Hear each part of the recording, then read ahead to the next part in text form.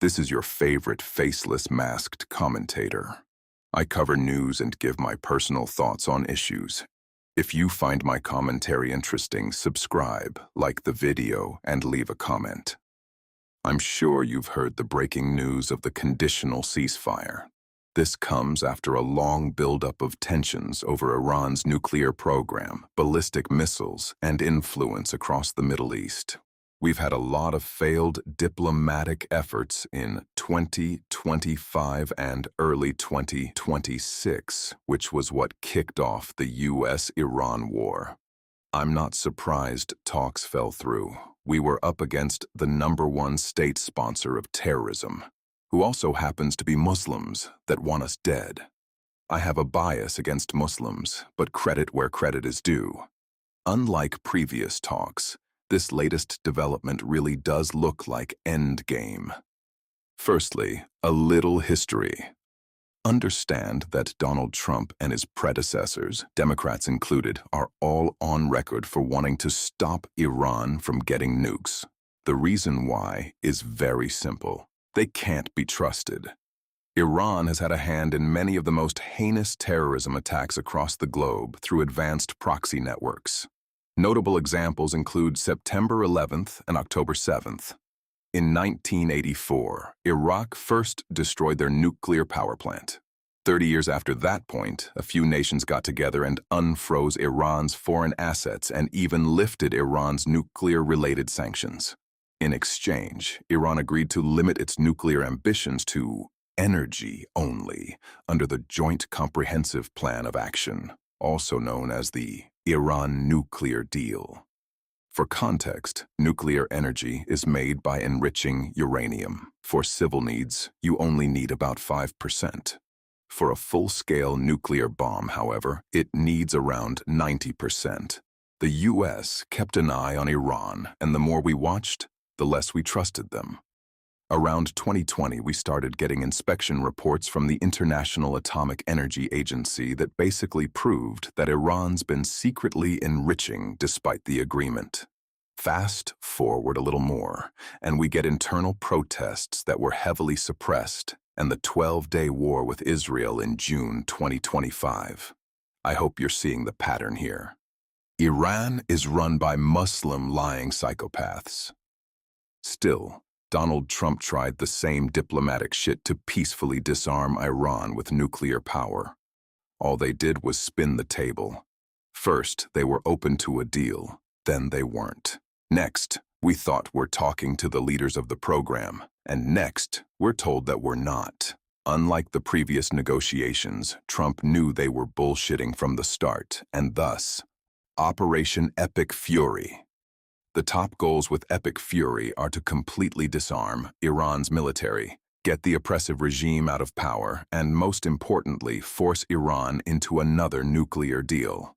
The big difference between this new deal, which is still not detailed right now, is that Iran would have to import pre-enriched uranium instead of enriching it themselves. Within the first week of Epic Fury, all leaders were killed.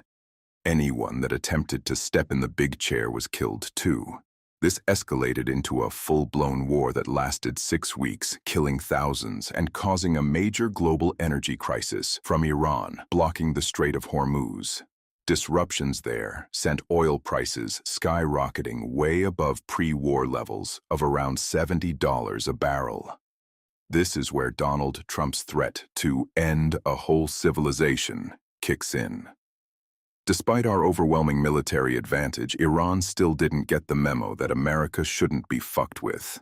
In fact, we've been playing very nice up to this point. Aside from their leaders, we only hit military infrastructure. This included warehousing that stores or creates missiles and ammunition, as well as their bridges used by their military.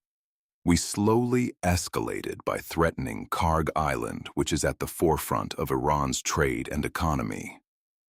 What we've avoided is civilian infrastructures like the water supply.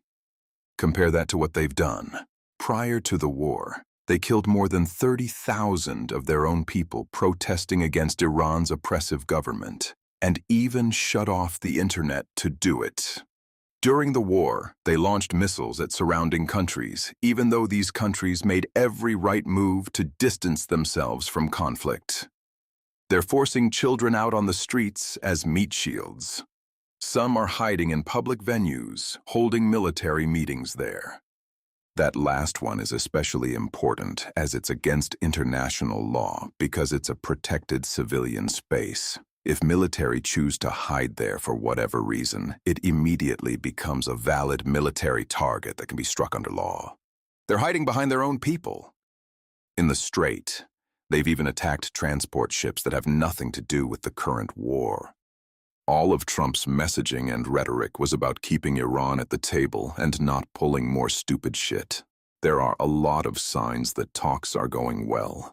The first sign was Trump being unwilling to disclose who he was speaking to from Iran's side. This is important because both US and Israel specifically targeted the leaders first, implying they want leadership change post-war.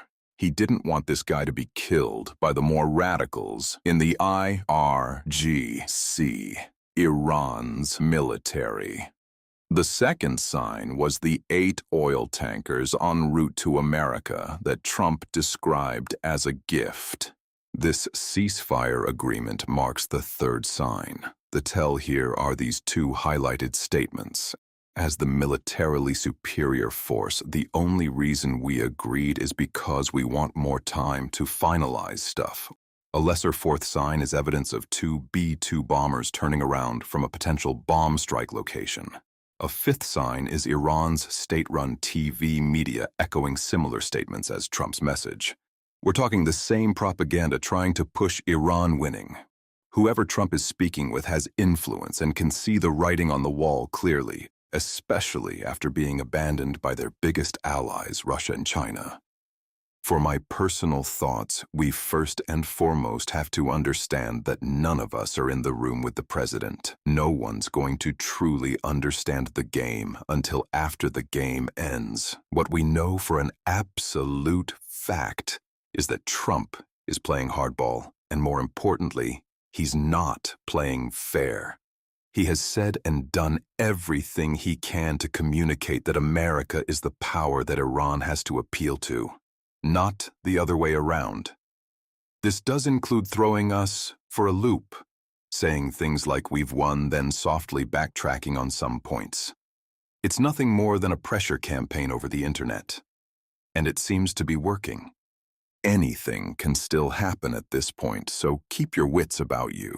What do you think? Is this ceasefire going to hold and lead to real negotiations? Or are we looking at more conflict down the line? Drop your thoughts in the comments.